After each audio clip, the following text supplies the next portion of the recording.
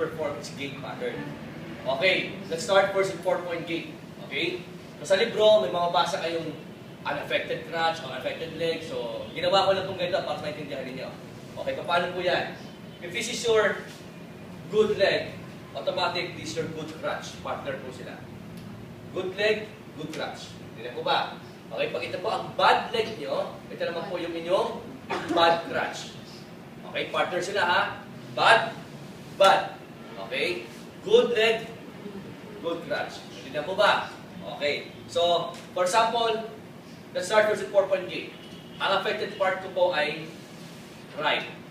This right is my bad leg. So, automatically is my bad crutch. Okay. So, I start with tripod position.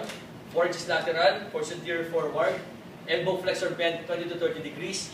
2 inches ang maxilla to axillary board and hand grip should be at the level of the greater trochanter or your hips. Okay? So, 4-point gait. The affected part is my right.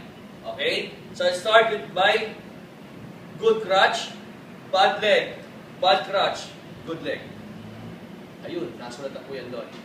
Akala niya, pasaklay-saklay lang to ha. May gait pattern po ito. Okay, 4-point gait. Good crutch, bad leg. Ay, pangalawa. Bad crutch, good leg. 4 na movement po ito. This is 4-point gait. Nakuha po ba? Ayun na po. Ayun na po yung execution or technique na gagawin ninyo. All you have to do is to identify where is the bad leg. Naintindihan po ba? For example, my bad leg is my left. Okay, so assuming binanggit ko lang po yung tripod position, my bad leg ko naman is this time is left. Okay, so I start with my good crutch, bad leg, bad crutch, good leg. Okay, pansinin po nyo, pantay. Sa 4-point gait, due to demo purposes, pinapantay po natin. Pantay ha, pero yung actual po na 4-point gait kung naglalakad po ang isang pasyente, hindi po pantayan. Patakin niyo kung gaganyan-ganyan niya, bukas ang makakot sa pupuntahan niya. Tama po ba? So sa actual po na 4-point gait, ganyan po yan. Yan. Hindi po pantayan. Ganyan. Okay. Ang 4-point gait ha. Okay. But sa demo natin, dapat po, sila nyo, pantay pagkatapos. Okay, para ma-differentiate din po kung ito po sa 2-point gait. Para isang tingin ko lang, alam mo kung 2-point gait yan. Okay? Now, we go to 2-point gait. 2-point gait, dalawang movement lang. Okay? So, for example, start with my tripod position. Binagit ko lang po yung 4 na yun. 2-point gait. For example, my bad leg is my right. Okay, right ang bad leg ko. Okay? So this time, good crutch together with the bad leg. Bad crutch together with the good leg. Good crutch together with the bad leg. Bad crutch together with the good leg. Ayun, sabay. Dalawang movement po yan. Okay, again, all you have to do is to identify where is the bad leg. Halimbawa, ang bad leg ko naman ay left. O bad leg, bad crutch to. Diba? Partner sila. Okay. Bad leg ko ang aking left. Okay, so this time, good crutch together with the bad leg. Tama po ba? Bad crutch together with the good leg. Ayun, nasulat na mo. Okay, gagawin ninyo.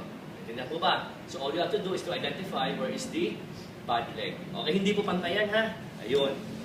Okay? Ganyan. Intindihan. Okay. 3-point gait. 3-point gait, you have the partial weight bearing. Okay, pag partial weight bearing, pwede po itong toe touch or heel touch. Pag toe touch, hanggang ito. Pag heel touch, hanggang yan. Pero pareho po ito ng execution ng technique. Okay. For example, binagin ko po yung tripod position. Partial weight bearing, right ang affected a leg, toe touch. Ayan, naka-toe touch po ako. Okay? So, paano po execution nito? Advance both crutches forward. Hindi ko nasulat yan dyan. Tignan nyo, the bad leg, good leg. Tatlong movement po yan. Okay? Advance both crutches forward. Okay? Bad leg, ay naka-toe, good leg. Nakita po ba? So, wala po, hindi ko nasulat yan dyan. Sulat po ninyo yung execution yan. Anyway, naka-video naman yan. Okay? May away. Okay. 3-point gait. Okay. Pwede pong toe touch or heel. Tatlong movement lang po yan. Okay? Ang unang movement ko, tignan nyo ha. You advance both crutches forward. Yun po yung una. Advance both crutches forward. Okay? Bad